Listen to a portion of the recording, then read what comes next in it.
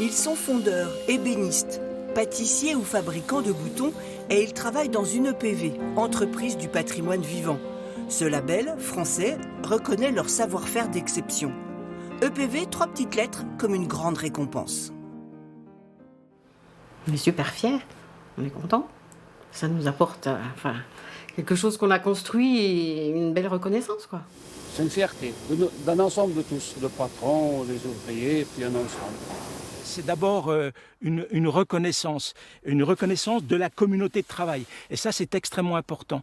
En interne, cela porte des valeurs. Cela porte, encore une fois, cette fierté et cette fidélité à quelque chose. Ça, c'est extrêmement important, qui va permettre finalement de donner du sens à l'entreprise. Au-delà de la fierté pour les équipes en interne, les chefs d'entreprise pourraient légitimement en attendre davantage. C'est une sorte de reconnaissance, c'est un peu le Graal dans ce qu'on peut avoir comme reconnaissance de nos pairs. De façon plus concrète, c'est aussi une carte de visite pour des clients qui ne nous connaîtraient pas et qui veulent faire appel à nous. Le fait de voir EPV sur le site internet, sur le catalogue, sur le pied de mail, c'est gage de qualité. Même si le label est toujours une preuve de sérieux, son impact commercial est à nuancer. Ça ne vous a pas apporté plus de clients ? Un petit peu, mais ça n'a pas été très significatif, je trouve. Ça nous a peut-être apporté un petit peu de crédibilité avec certains clients, oui. Être labellisé, ça permet, on va dire, à certains clients qui doutent encore de notre savoir-faire d'être plus confiants pour travailler avec nous. Le repreneur de la fabrique de boutons a été séduit par la manufacture Meignier dans sa globalité et pas seulement par le label. Ça a été un petit plus. Dans le cadre de la reprise de l'entreprise, si je généralise même dans le cadre de nos relations commerciales, est-ce que nos clients vont acheter plus ou plus cher à une entreprise labellisée entreprise du patrimoine vivant ? Pas vraiment. Est-ce qu'ils considèrent que c'est intéressant ? Oui. Il y a d'autres labels, Origine France Garantie par exemple, qui sont des labels qui, on voit, je pense, qui prennent de l'ampleur dans les critères de décision des grandes maisons de luxe notamment, mais aussi d'un certain nombre d'acteurs qui veulent donner du sens à leur façon dont ils achètent.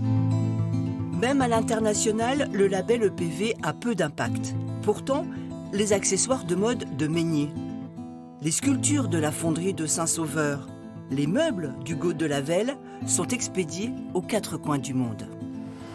Ça va partir où ? Ça part aux États-Unis. Vous savez exactement où ou pas ?